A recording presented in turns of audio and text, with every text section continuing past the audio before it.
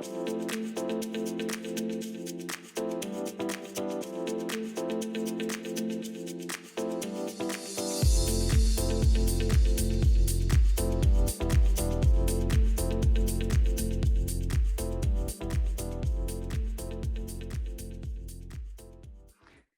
there, my name is Deborah Dietrich.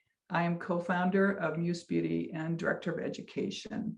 We want to welcome you to the Collective Pro Series second interview. We're super excited to bring these interviews to you because there's so many unanswered questions when you're in beauty school. What genre? How do I get into the beauty business? How do I get into the makeup industry? Whether you're a cosmo or whether you're an esthetician. So it's with these intimate interviews, these very personal interviews that we're doing, these conversations we're having with pro makeup artists, iconic pro makeup artists around the country, are going to give you some insight into what you want to do, maybe the genre you want to get into when you graduate from school. So we're going to get started. I'm very excited today to welcome Joanne McDonough. She is the founder of Joya Beauty. Joanne, thank you so much for spending time with us today. We're so honored and excited for you to be here with us. Thank you for having me. I'm so excited to talk to you, especially in an e-format, because I know this is going to, I think, be very helpful for you students in your different capacities, whether it be Cosmo or aesthetics or makeup school. Well, I would really love to let you just talk nonstop, but what I want to do first, if you don't mind, I'd like to read your bio. I want to make sure that I don't miss anything, and I want to give the students a little bit of insight, some of your accolades in terms of your career, because the one thing I know when people they're in school see people like yourself or myself or Alphonse or James Vincent or some of they don't really know all the stuff that really goes into what that career path really looks like. Would you agree? I totally agree. Yeah. I totally agree. They make it look so easy. They do, right? Okay, so Joanne is an in-demand Seacoast professional makeup artist and skin care therapist. So estheticians, please pay attention. This is going to be so great. She's licensed in 3 states, New Hampshire, Maine, and Massachusetts. Being an expert in her field, Joanne is a national presenter and educator for the Powder Group, which we're going to talk about that because you have some dates coming up, right? Yes. So someone could actually see you live. Mm-hmm. Yes. She works with award-winning photographers and videographers. Joanne's work has graced many magazine covers, including Wedding Magazine, which is very cool and pretty prestigious, I might add. She is a recipient of Wedding Wire's Couples Choice Award 2010 to 2021. And I'd like to know when we get to that point, I want you to talk about that and know more what that's about, because it's on all of your signature emails to me. So I'm very fascinated about that. As far as her TV work, international TV anchors for Associated Press, for Fox News, and for PBS. Joanne's passion is skincare, makeup, health, and beauty. And that just to me encompasses it all. Joanne's artistry, her background, and her experience is what gives her that unique, simplistic style. So we're going to get into Joanne's specialty a little bit more as we go through the interview questions. But again, I just want to thank you so much for being with us. And I really want to make, I really want to make sure that we focus on the aesthetics part, because there are, as we were talking earlier, the aesthetics programs around the country the enrollments are so high. And here you are, I don't know when you went to school, and maybe it doesn't even matter, but I just think it's very interesting that you as a professional are coming to the students now as a pro makeup artist, and I mean a well-known pro makeup artist, and also a thriving career in the skin the skin industry. So is there anything you want to say before we get started? Well, about the enrollments being up, I'm not surprised. I went to aesthetic school in 2003, and it wasn't really a career path. You know, it was supposed to be, you know, I think I was the oldest one in my class, but it was, you know, it was something to do to channel your creativity, but also to connect with other people, because you are going to be touching them intimately, their faces, their necks, their heads. And I think it's because we're all just so focused on being our best selves. So they're going to be depending on us. Our clients will be depending on us to bring them there. Well, and just before we start with the questions, don't you also think that I think about the waves of aesthetics programs and how they're very popular, and then sometimes the market is saturated, and it seems like nowadays, I say nowadays, currently, it seems like there's so many estheticians that are going to school because they want to do makeup when they get out. So I would love to just get started with the interview questions. How about that? Great. I love your glasses, by the way. Oh, thank you. I love yours too. Yeah, well, you know, we planned this, right? Yeah. Okay. So what would you say your genre, your key genre of makeup artistry is? Or do you have 2 or 3? Well, I specialize. My makeup services, I specialize in bridal makeup, special event makeup, and photographic makeup for my clients that are having like their headshots done professionally. My editorial work, as we talked about a few minutes ago, is predominantly, it is bridal magazines, regional bridal magazines. Wow. Which builds my business. And I built my skincare business from my makeup business. Because brides have to have their skin in shape before they even think about booking a makeup artist, right? Right. And their bridesmaids, their moms, the mother of the groom.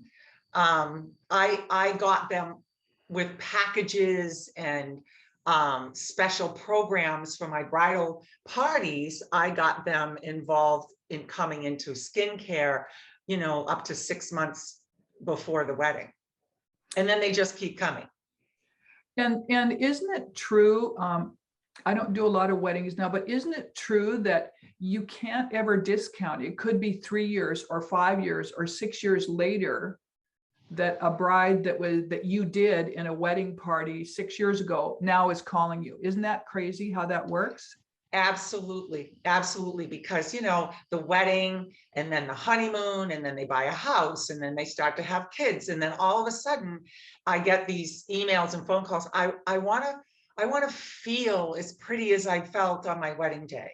Wow. And so then they start coming in for makeup lessons and, you know, skincare treatments, and maybe they've gotten far enough in their career and their income is that they can afford higher level services and products. I think that is amazing. So you could actually build your whole guest bank, or all of your guests that you have, just from actually wedding business, because you have the referrals from them, you have the referrals from each bridesmaid, you have the referrals from the photographer that's shooting it, and then it ends up in magazines, and then people also see that. But beyond that, now you also have a skincare client, right? It's not, a wedding is not just a one and done. Oh, You I know, love it's that not you a say single that. service. So that is something, if you're listening to this, you should write that down. A wedding is not a one and done. And that's because there's a lot more personal client following. And Yes. I'm not going to say revenue, but basically that if we're talking about business, that is what we're talking about, correct? Right. Yeah. Right. I mean, we all have bills to pay. So the more services that you can bundle, it's a bundling of services for that bride and bridal party. And then, like you said, it's all about referrals. I never paid advertising money for my skincare business. I Wow. focused on my bridal business and I built my skincare business from that. Wow. Wow. And I am booked, let's see, my husband would be like, oh, a year, they book out their appointments a year in advance. Like every month, 6 weeks, whatever, is a year in advance. That is amazing. So it means you can't do a spontaneous vacation then, can you? What's a vacation? Oh, yeah, right. I don't know what a vacation is. Right. Right. Okay. You're right. So next question is, how did you get into the industry? How did you get into the profession anyway? Well, makeup and skincare was a passion for myself. I was a consumer before I was ever a practitioner. And I worked in the corporate world, had a great job, had jobs in several financial institutions. And my parents were so happy. Everybody was so happy, but me. And I worked my way up that corporate ladder until I got to the point where I was just like, I just don't want to do this anymore. And I would go to the makeup counters and I would go lay on my esthetician's bed and I just say, oh, please just take me away from all this. And finally, I just said, why am I not doing this myself? So the first thing I did was I went to New York every weekend. From New Hampshire to New York is about 5 hours. So I went to New York every weekend and I studied with different makeup artists because I didn't know what genre I wanted. You know, we all think that we're going to get the cover of Vogue.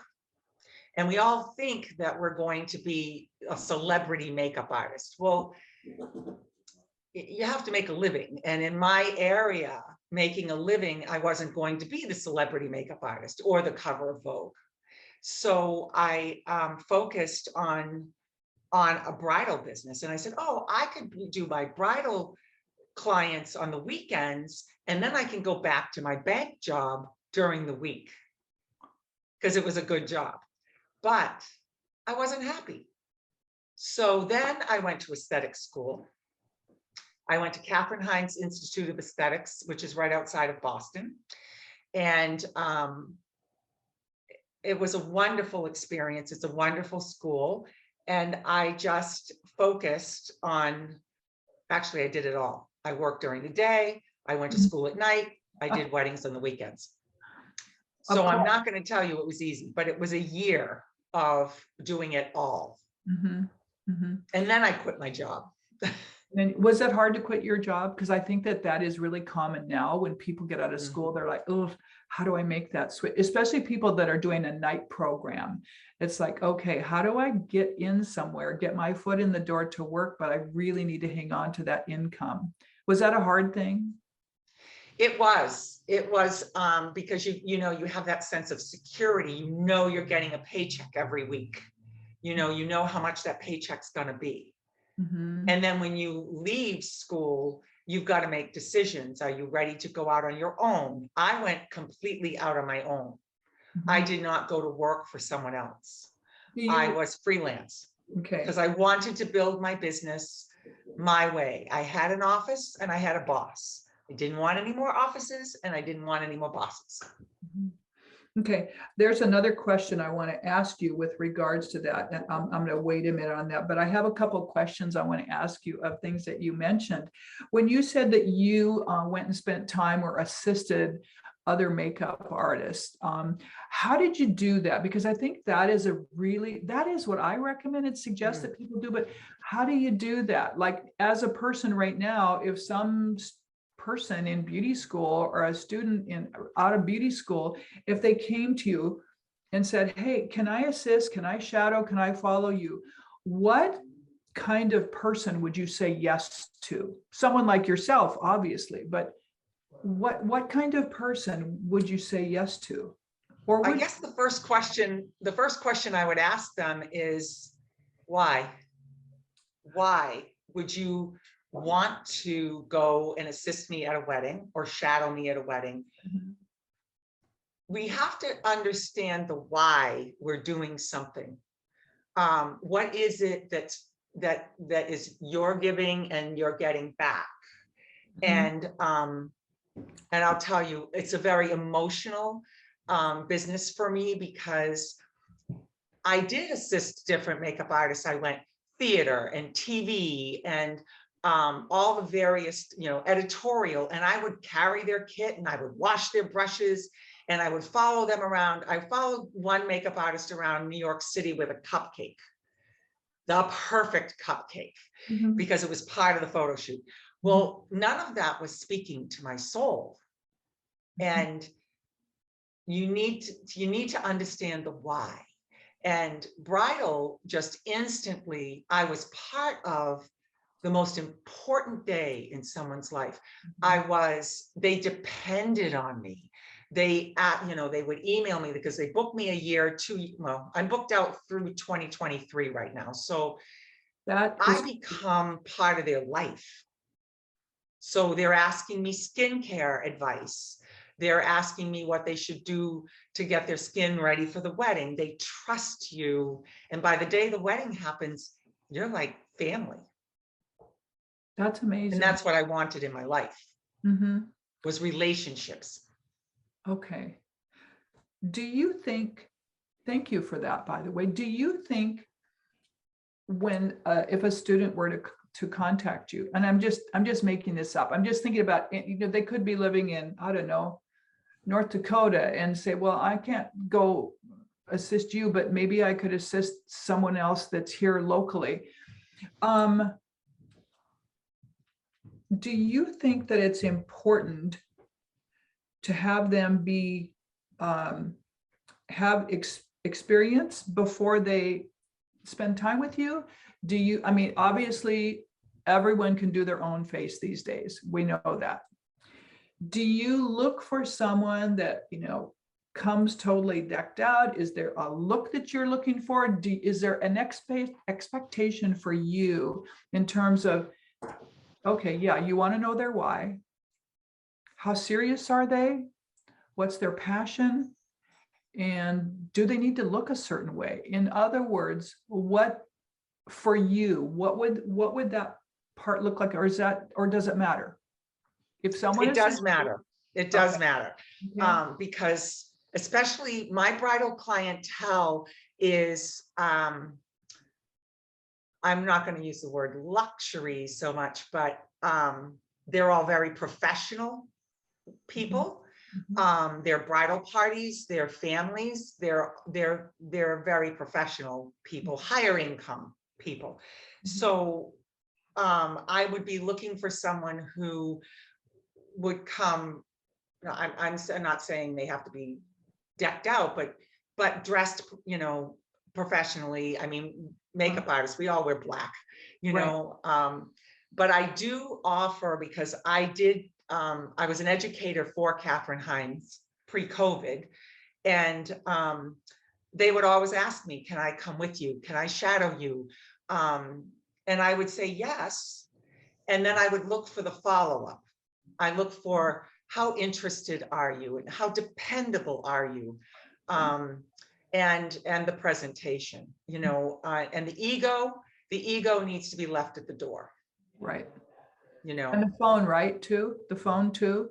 the phone off. Yes. Okay, good. Yeah, I think I agree with you in so many of those levels is how serious are you and how you're going to show up and how you're going to draw your line in the sand. So yeah, I love that you say that. Well, then that brings me to my next question is, who were some of the most influential mentors that you had in your career path? Well, in the very beginning, like there weren't makeup schools. I- There weren't schools that were dedicated to makeup. So you had to go like maybe in a more private venue with different makeup artists who were willing to give classes to makeup artists. And I did that, and they're my dearest friends to this day. And I know that I could, if I run into a jam or a situation where, where you just need to hear yourself say something out loud, like, how would you respond to this? Or, I ran into this situation, I know that they would help me. And that's what I hope to be for students in beauty schools, is that no one would let me shadow. No one will ever let me come and shadow. And I wanted to see, well, what's it like being in the room with all of this emotion and this high energy and everything. I really wanted to see that, and I didn't. So the things that I wished, I had a wish list back then, I'm hoping to be able to provide to the students that are, in my area, if they're willing, to come and they can shadow me. They can, I get emails. The Powder Group is a fabulous organization. And I'm going to say that my mentors are the educators at the Powder Group, because I can email them or DM them or text them and say, yeah, I'm running into this situation with this particular skin, and they're right there for me. That's great. And don't you think, I'm sure you agree with this, don't you think that, and you kind of alluded to it a little bit, but I have a lot of people as well that want you to be their mentor. And so there's a list of questions that go out to see how serious someone is, right? And I feel like as a mentor, or if I'm being mentored, it's really about me getting in touch with you and keeping in contact with you. You're busy. You're booked out for over a year in advance. It isn't like you have time to run around. I mean, if someone wants to be mentored, they also have to give up something or give. Don't you feel that way? Yeah. Yeah. I mean, when I say to people, you want to be a bridal makeup artist, kiss your weekends goodbye. Exactly, right? There are no weekends when you're a bridal makeup artist. And if you are going to take brides that are 2 years out, you're committing to being there for them. And I have gotten those kinds of, questions, those kinds of, I really want to go on a family vacation. What do I tell this bride? And I'm like, you're calling the wrong person, because there is no right answer for that, Well, that's just that's a wrong question, right? Right. Right.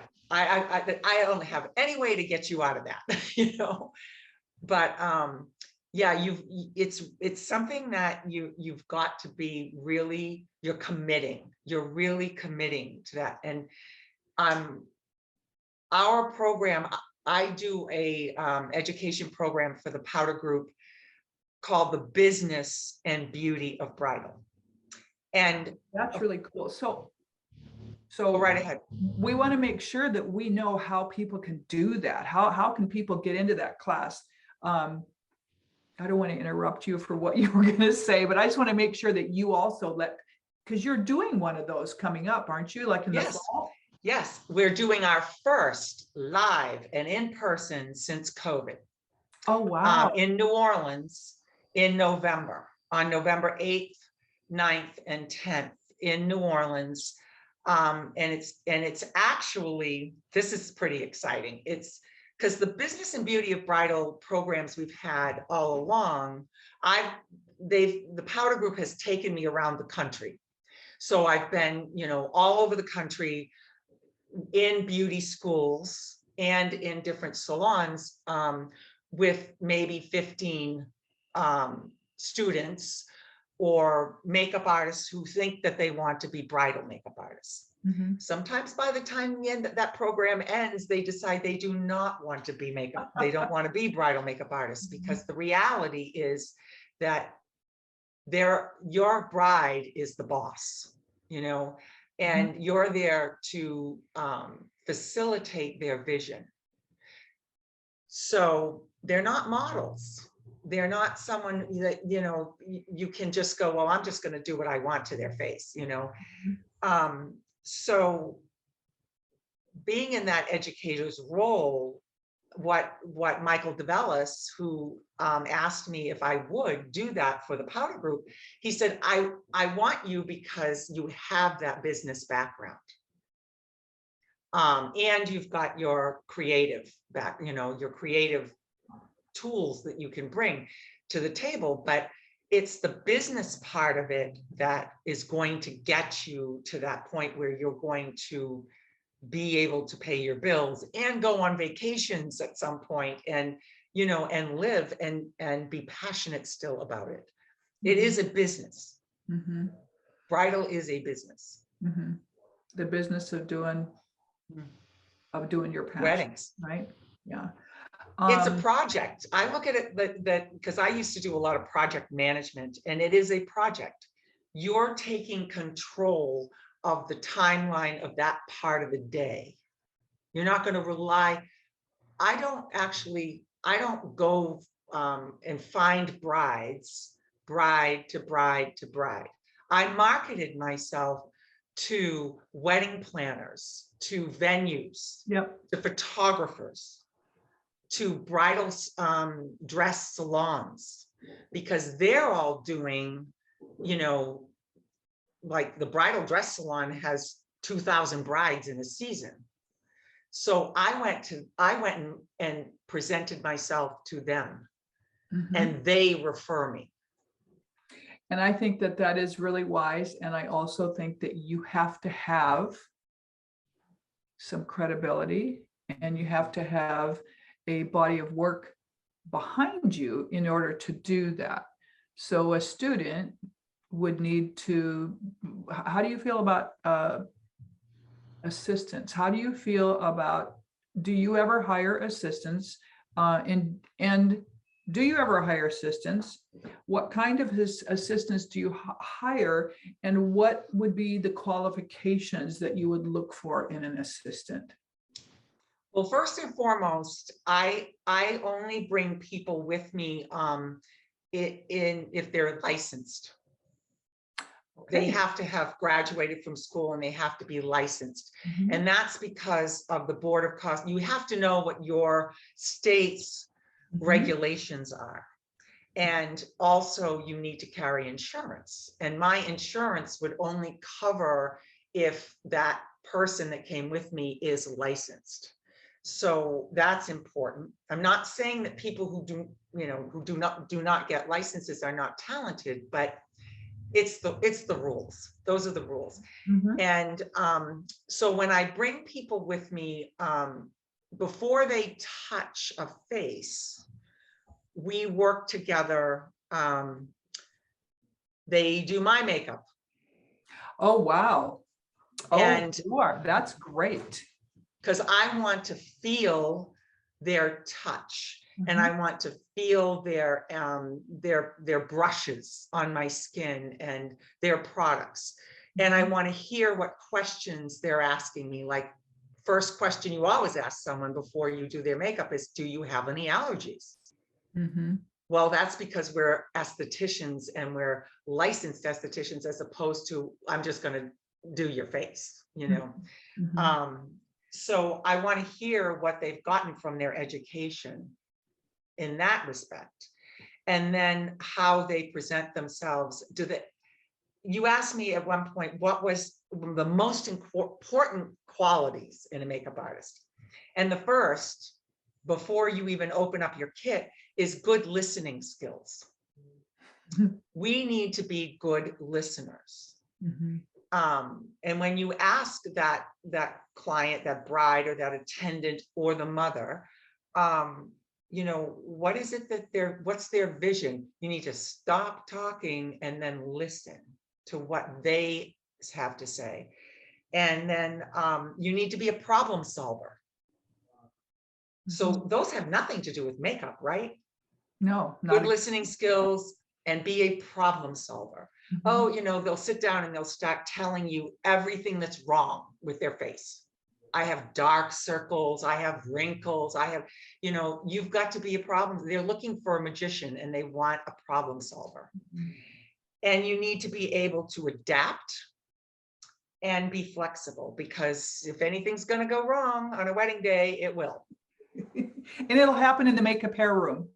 Yes. And photographers and wedding planners, they don't want you to be late. There's not, you know, it's not, well, you know, I'm the makeup artist and I can't work under this pressure, you know. You cannot be late. You cannot make that bride or her party late. Mhm. So you've got to be, you have to be able to adapt, because some things come up, tears, you know, Grandma crazy calling, stuff happens. grandma calling from New Zealand and the bride needs to go out and take the phone call. Yep. Yeah, Mhm. yeah, that kind of thing. Mhm. So those don't have anything to do with your makeup skills, Mhm. but you need to be able to listen and be able to adapt. Mhm. Okay. I love that you're talking about all things that have to do with your business, and we haven't even talked about makeup techniques. Talking about all these different things, right? We'll come to New Orleans in Okay, November. so let's talk about that. So Yeah. what does that look like? I mean, I want to come. Well, this one's going to be different. This one is going to be we're calling it a forum. Okay. So what we're going to do is we're going to be doing breakout sessions. We're going to be doing you know, like little workshops. It's 3 days. And we're going to take the participants through identifying their bride, all the paperwork that's involved in a bridal business, you know, the why of it. And then we're going to talk about kit, products and kit. We're actually not going to do makeup, but we are going to talk about products and why your kit needs to be scrupulously clean, and your brushes and the products that you're using, because the products you use speak to your client. If you're doing a luxury bride, she's going to want to see branded cosmetics. And that's what's so great about Muse Beauty and Esom, is that their products, like, I mean, look at this. I'm doing a plug. This is the new mascara. Look at that packaging. Mhm. You know, it is just so luxurious. You know, I'm not saying that other mascaras are bad or anything, but this is beautiful, you know. So that's what your kit needs to look like. So okay, so it's 3 days. And how do they find out about this? I sound like I'm kind of giving, you know, trying to help sell the class, but can I tell you that it's the most important thing that we don't think about? It's the business of being a bridal artist. And you say you're going to go to thepowdergroup.com and look under events, and you're going to see different prices, because if you're a powder group member, of course, you're going to get a little break on the tuition for the class. If you choose, you know, it doesn't cost a lot to be a powder group member. I think it's $75, but don't quote me on that. You want, you know, there's email addresses for the administrative people for the powder group. And then if you're not a powder group member, it's a different price. And if you're a student, we have student rates as well. So students can come to this. You don't have to be Yes. licensed in order to do that. Okay. So we'll tell Michael that you said it was $75 to join. And no, I'm kidding. I'm teasing. I know. I think it's still 75. I just did a rewatch this morning or last night of the powder group event that just happened. And I remember he was quoting someone and he said the exact same thing. He said, well, I'll say it was this much. And they said, no, don't quote me on that. And he's like, okay, I'm just going to tell him that that's what I said. So now we're giving it back to Michael. So are you going to be the only one teaching? Will there be other people there teaching? Are you? No, there's going to be 2 of us. Dee Ruzan, who is also a makeup artist and esthetician. We're going to be doing the program in her salon in New Orleans, in the Garden District.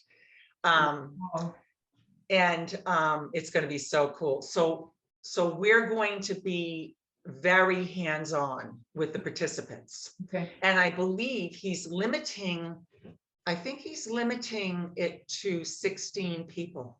Oh, wow. So that's super intimate. That's great. That's great. Okay. It's Well, intense. It's going to be intense. so you're saying it's not for the weak at heart, basically. No, it's going to be work. We're going to be working you. That is great. So someone that's very serious, that's interested, that's really good for me to know, because I have people all the time in beauty schools. They're like, how do I get into, well, here's typically the thing that you say as a student is, how do I get my name out there?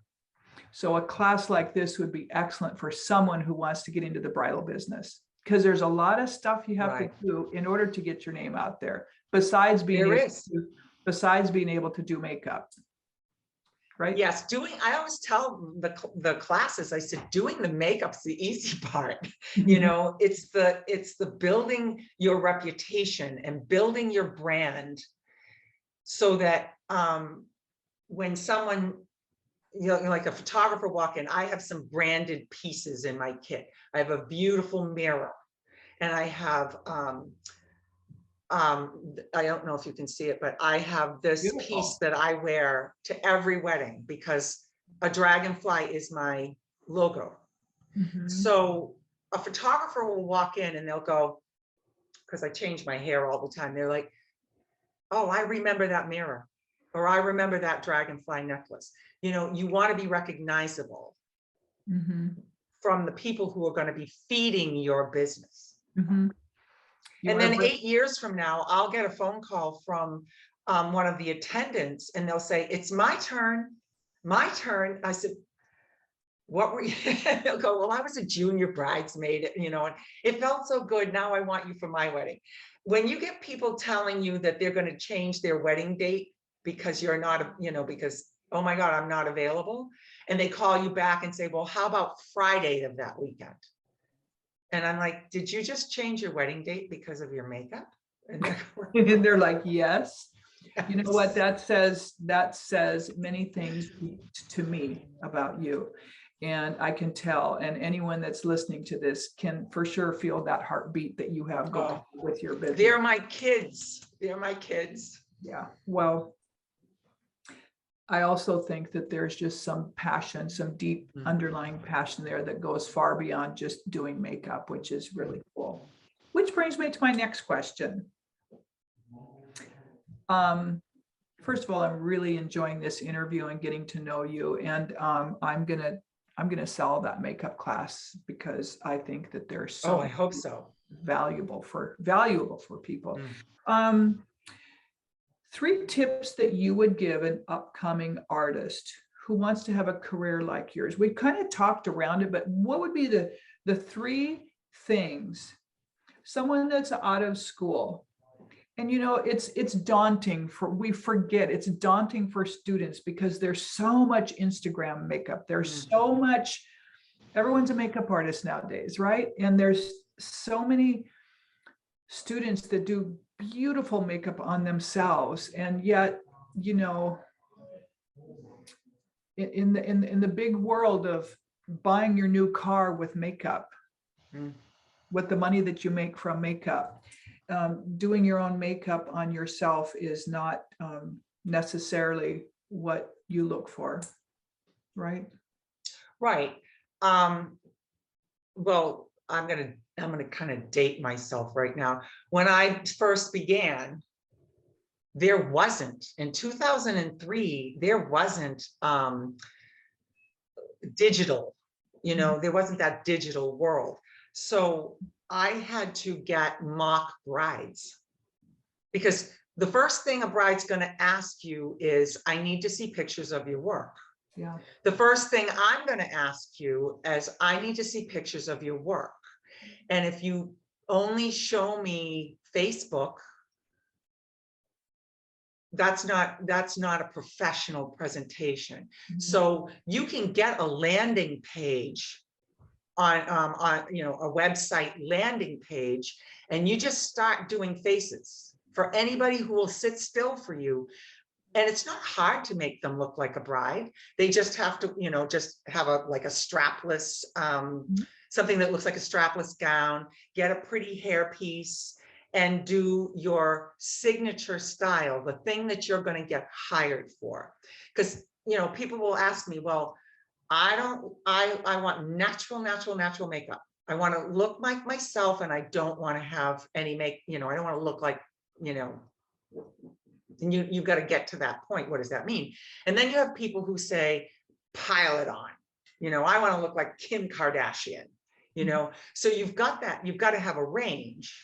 Yes. And you've got to have diversity in your portfolio, but you've got to have pictures of your work and that you can show people.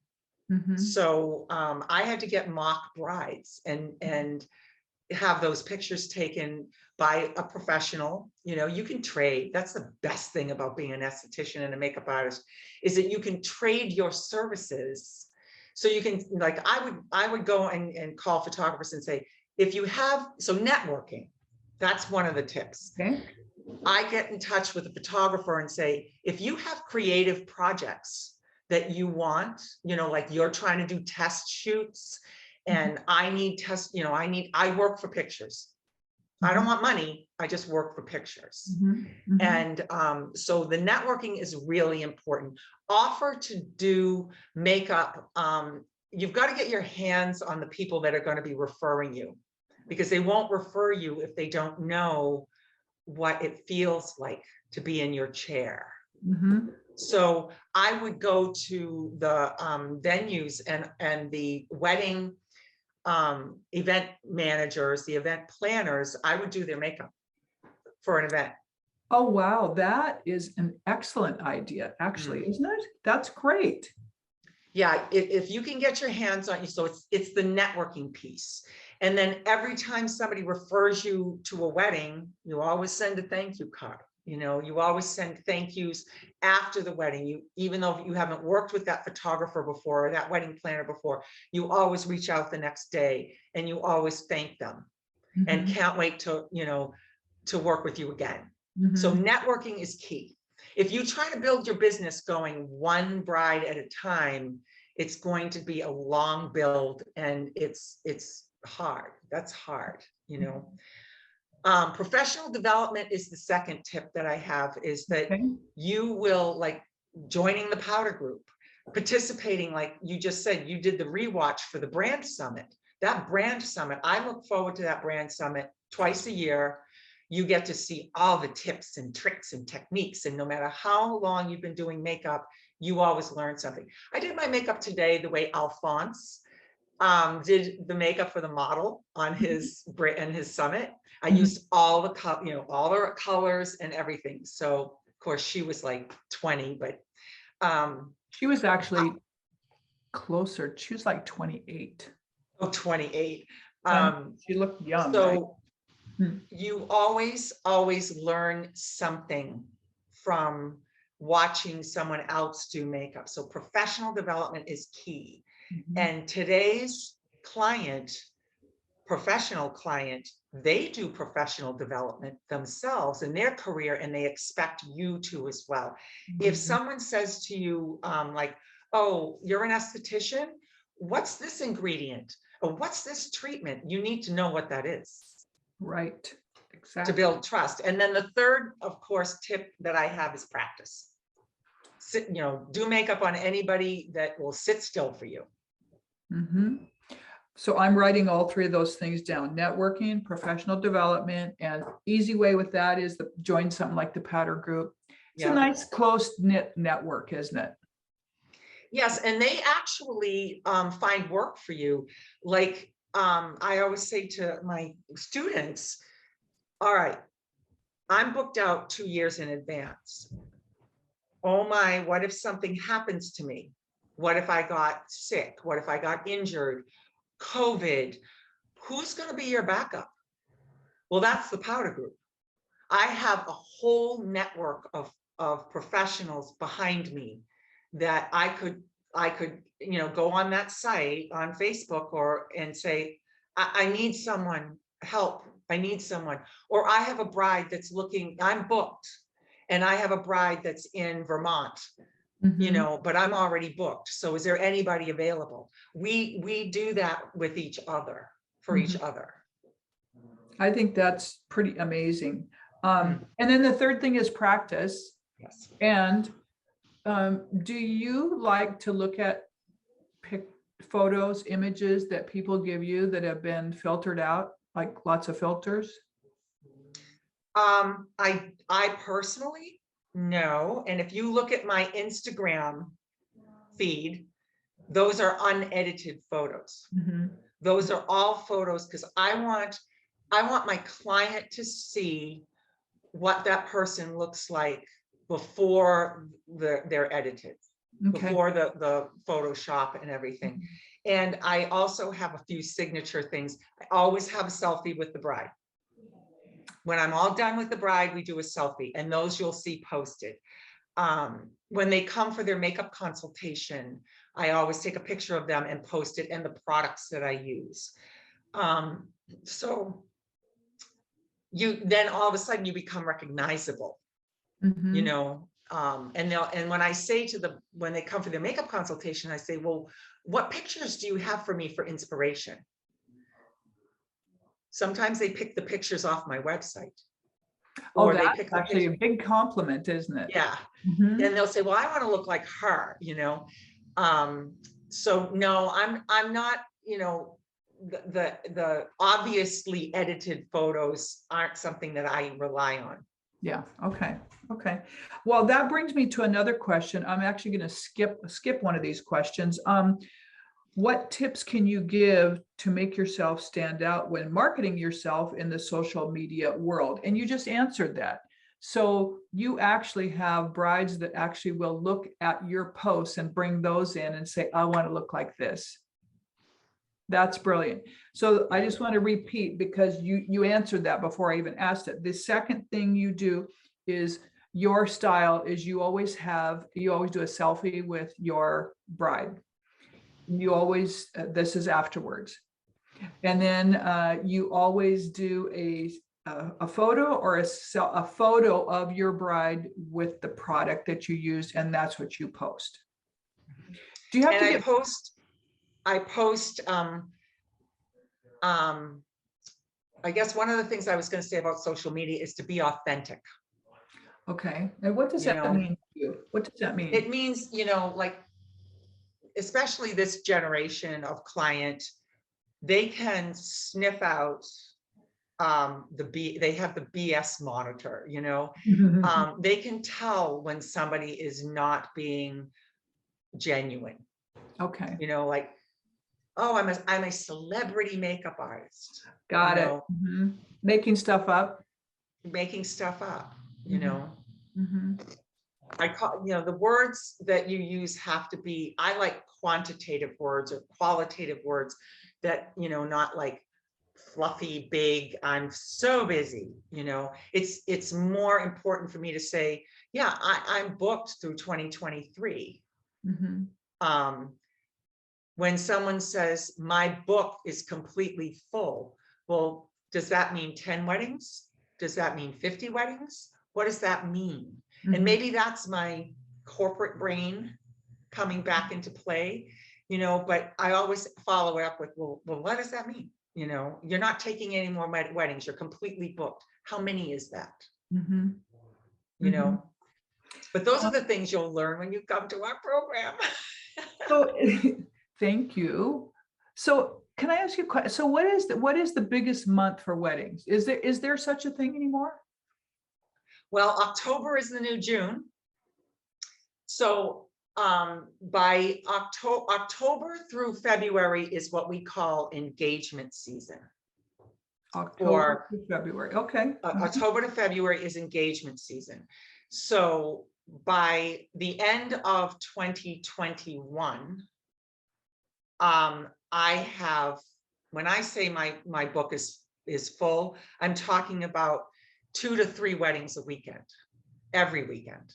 Wait, 2 to 3 a weekend. How do you do 2 weddings in a day? Well, you don't. You do Friday, Saturday, Sunday. Okay, I was just gonna say, okay, so you're saying Friday is also a weekend wedding. Okay. Got it. I was just curious. I'm Yeah. like, wait, you do two? Okay, Well, good. back in the day, Mhm. yes, when back in the day, I want to say my personal best was a holiday weekend, and I did 6, 2 a day, every day. But those days have pretty much gone by, because when I first began my bridal business, there was nothing, there wasn't what's called first look. So if someone was getting married at 11 in the morning, then you would get them all ready by maybe 10.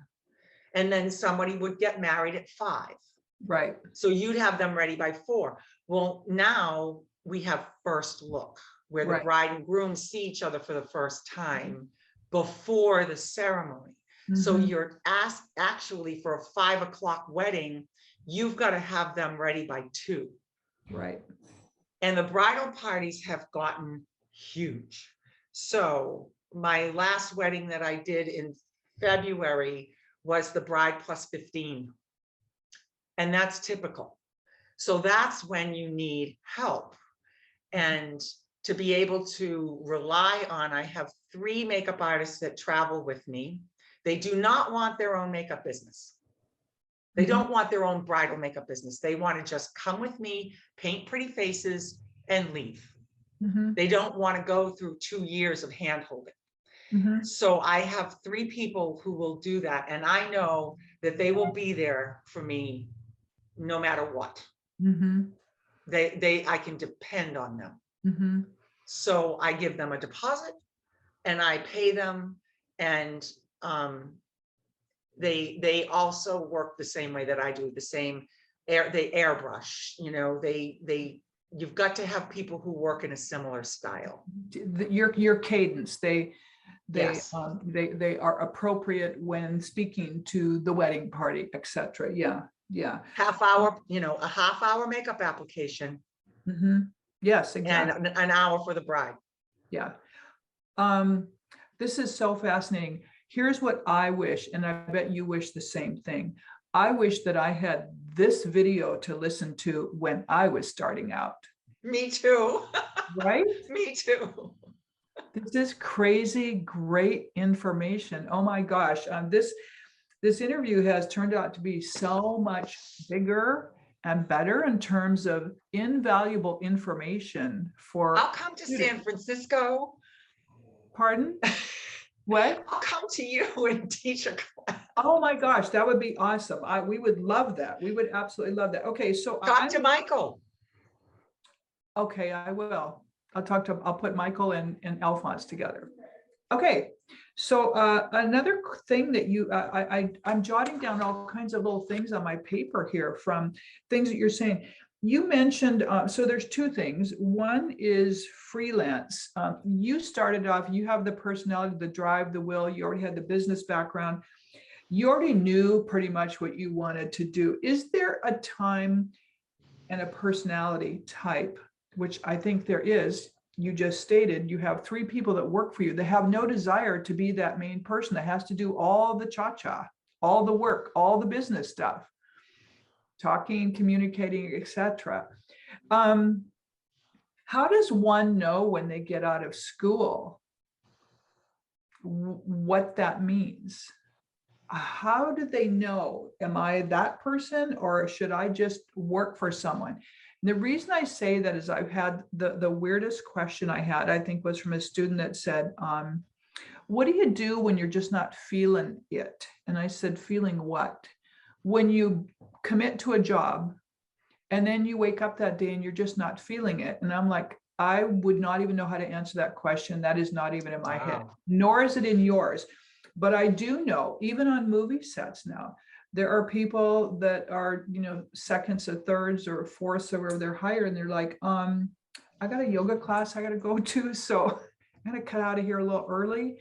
It's those people should work for someone else. But how do you, if you don't have the business experience, do you think it's just good to work for someone like one of the 3 people that work for you? Is that a better way to go, do you think? That's a really good way to start, if you don't know. Mhm. when you said earlier about taking notes when you're a student, I wish that I could tell you I thought this up myself, but I didn't. I got this advice from one of my teachers at Catherine Hines. I had one of those, you know, those black and white old school notebooks. That was attached to my hand. And every time I was doing something, I was doing a facial, I was waxing, I was, you know, whatever I was doing in my class, all the different treatments and stuff like that. Afterwards, I'd have that piece of paper and I'd divide it in half. And I'd say, okay, just, you know, full body waxing, pluses, minuses. What did I like about it? What didn't I like about it? You know, can I see myself doing this day after day after day? And the answer for body waxing was no, I don't do body waxing. So you have to be present when you're in school. You can't just phone it in, you know, you've got to really think when you're doing something, do I see myself doing this day in, day out? And if the answer is no, then move on away from that, you know. Same thing for makeup. In the beginning, I was going to do it all. I was going to do Halloween, and I was going to do fantasy, and I was going to do, you know, and I all of a sudden I was like, but I'm not having any fun doing this. I like beauty makeup. When I felt like I was in my zone, it was with beauty makeup, like those images that are behind you. I love the creative, you know, makeup that we see, but it's not me. You know, I went to a networking event one time and an esthetician stood up and they said, so what's a good referral for you? Who should I refer to you to be a customer? And she said, anybody that has skin. Well, that's not me. I do not market myself to, I have very few men clients. Not that I don't love them, but I'm with my, I'd say my client is early 30s and up. Okay. I don't have many teenagers that come. Maybe I don't resonate with them, they don't resonate with me, but you've got to pay attention to what fills your soul, because that client, that bride, that attendant who's your future bride can feel it. So somehow you've got to have some coping mechanisms to get yourself in it. If you're waking up in the morning and you know, and we all do that, you know, but you've got to have some coping mechanisms to get you to your happy place. You know? Okay, and that's really great, because you just answered my next question, was what is your signature style? And I love what you said. I love that idea, and I think I'm going to steal it and use it when the next time I do a presentation, which is when you're doing something, you draw a line down the sheet of the paper, and what did I like, the pros and the cons of what that was for you. And I think that that's really a great thing. That's a great thing to do. And Alphonse and I always both say, you know, we're beauty makeup artists, you know, but I love what lots of people do with beautiful, beautiful craziness. It just kind of flows out. And I love and I can appreciate it, but it's just not mine. It's not for me. Not what it's not comfortable for me. So, okay. Last question for you. Well, the last question on the list, I do have a couple other things for you. How do you stay abreast of the latest trends? Because even at 30, you know, at my age, even I want to make sure that I stay on top of all the cool new tips and tricks. So, and I'm assuming that you get a lot of that again from your mentors in the powder group, because it's just a network of the creme de la creme. Agree? Absolutely. Absolutely. You know, in this fashion week, and of course, there's lots of industry publications. One that's very important to get is Women's Wear Daily Beauty Biz. It's the business of makeup. Now, makeup is a multi-billion-dollar industry. It's virtually recession-proof. So you may, like during times when I quit my corporate job, the bottom fell out of the stock market that next year. And I was like, oh my God, what did I do? I'm gonna starve. I wasn't happy, but at least I had money, right? Yep. But you've got to to stay ahead of trends, you've just got to read. And I know that's a bad word these days, reading, but read as anything you can get your hands on, and to know about your industry and what is it that, because I've been doing this long enough now that I've gone through some generations, you know, like the Gen X and the Gen Z and the Gen Y. What do they value? Mm-hmm. And that's how you're going to build your business, because this generation, the Gen Zs, they value value. They want a good value for their money. Like back in the 80s, it was the more you charged, the better you were in their mind. Mm-hmm. That's not the case anymore.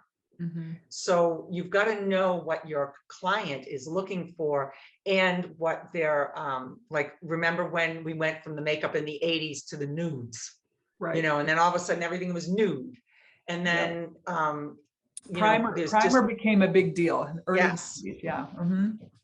Because the consumer is dialed into YouTube and Instagram,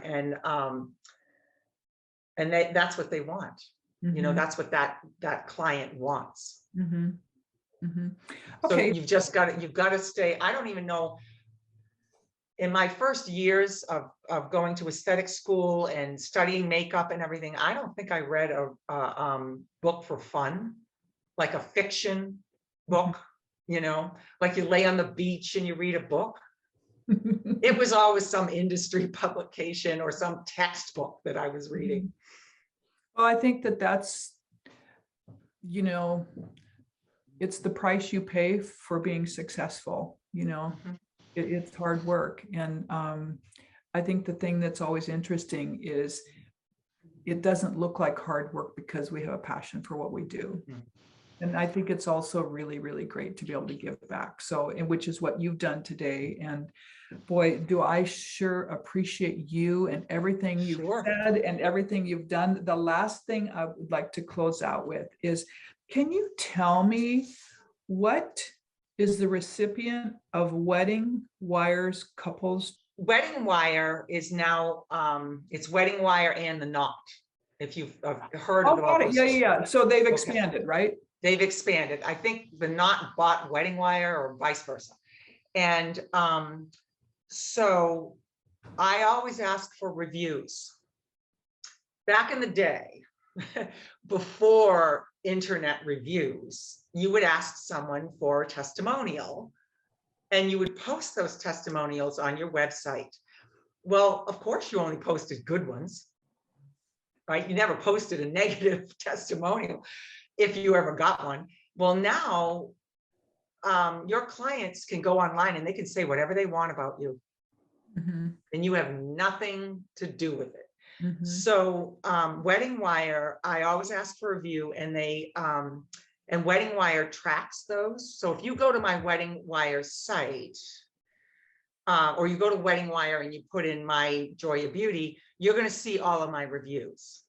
And that's also going to help you brand your business, because you're going to see what people say about you, and then you're going to use those words in your marketing. Well, so those reviews are pretty important, and they collate those, and then they give out this Couples Choice Award. That's amazing. And yeah, you know what? That says it all. Like so nice. It's pretty prestigious, and it says it all, because to me, when you can't edit and control what people say, it's almost like, what do people say when you're not listening, you know? And it's like, you know, the best of Boston, best of New York, best of, those are votes. Mm-hmm. You can send out that link for people to vote for you, to all of your family and your school chums and everybody. And it's all about votes to get the best of. Whereas the Couples Choice Award is all about reviews. Yeah. Well, Joanne, I'm telling you, we're going to talk to Michael. And I will absolutely talk up this 3-day program you have. I think it sounds phenomenal. And I want to thank you for putting your makeup on and getting all dressed up in order to sit here with I bought a new shirt. with this, well, any excuse, right? Any excuse. But I would say to your participants that are listening, if you go to my website, JoyaBeauty.com, if you go to my Instagram, Joya Beauty USA, Facebook, Joya Beauty USA, if you have any questions you want to ask me, I promise I will get back to you. And I'm really good at that. And with that, Joanne, thank you so much for being with us today. I really thank you for having me. Absolutely delightful. Absolutely Thank you. delightful. And we hope that you all really, really enjoyed this, because there's I hope so too. So much good information. Thank you. Thank you. Thank you so much. Okay. Bye.